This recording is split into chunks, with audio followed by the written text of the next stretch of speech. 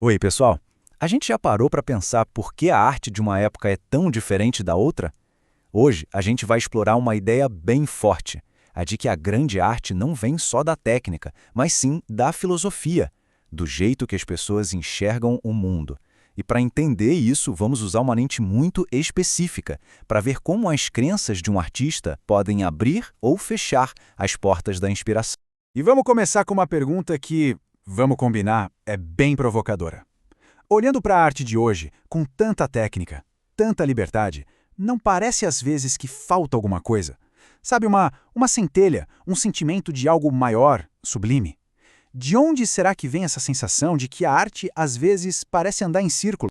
Para a gente mergulhar nessa questão, nossa conversa vai passar por 5 pontos. Primeiro, vamos dar uma olhada nessa tal crise de inspiração. Depois, vamos investigar o que poderia ser uma barreira invisível para a criatividade. Na sequência, a gente vai ver como a história mostra que arte e crença andam juntas. Daí, vamos explorar um novo horizonte de possibilidades e, por fim, vamos ousar imaginar como seria a arte do futuro.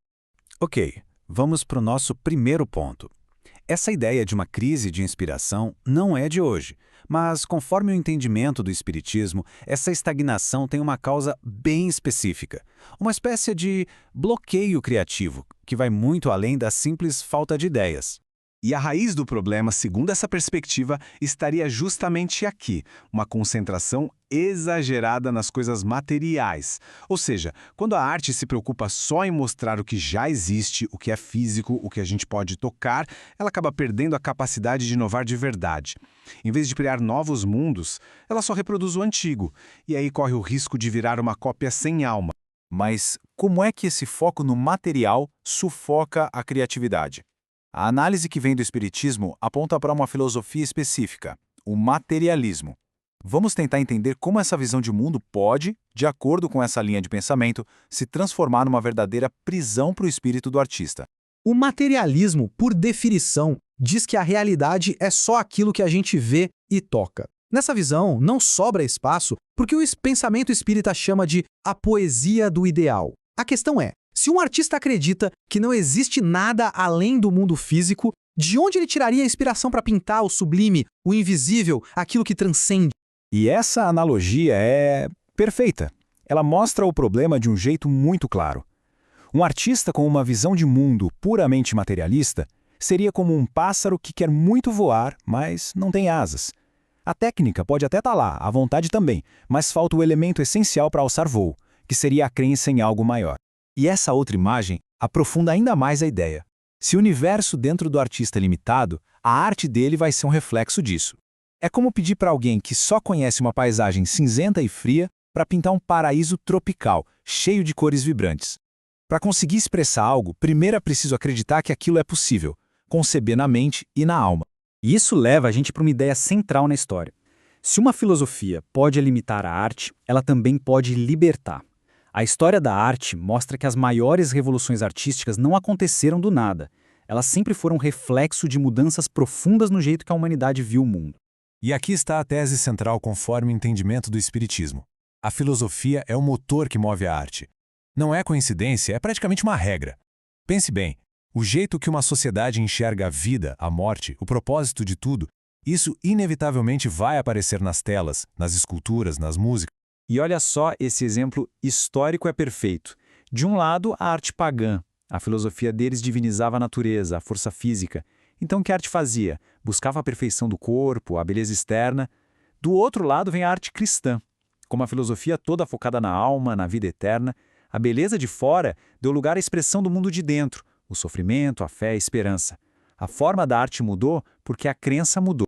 Então, se o paganismo e o cristianismo criaram suas próprias revoluções artísticas, o argumento aqui é que uma nova filosofia poderia fazer a mesma coisa hoje. É nesse ponto que o espiritismo é apresentado, não só como uma crença, mas como um novo jeito de ver o mundo, capaz de abrir um horizonte totalmente novo para a renovação da arte. E o ponto principal aqui não é de quebrar com o passado, mas de evoluir. Do mesmo jeito que a arte cristã construiu sobre o que a arte pagã deixou, a proposta é que uma arte inspirada no Espiritismo seria uma continuação, uma expansão da arte cristã, mergulhando ainda mais fundo nos mistérios do mundo espiritual. Tá, mas qual é a grande diferença que essa visão traz? É só olhar o contraste.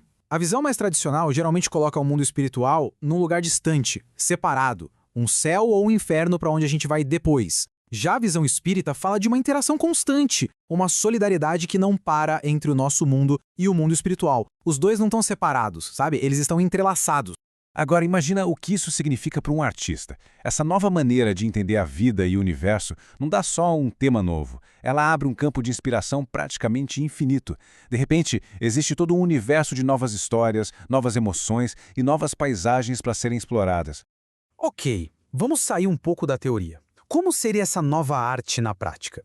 Que tipo de histórias ela contaria pra gente? Que cenas ela nos mostraria? Vamos tentar imaginar um pouco. Essa frase aqui resume tudo, né? Um campo inteiramente novo, imenso e ainda inexplorado.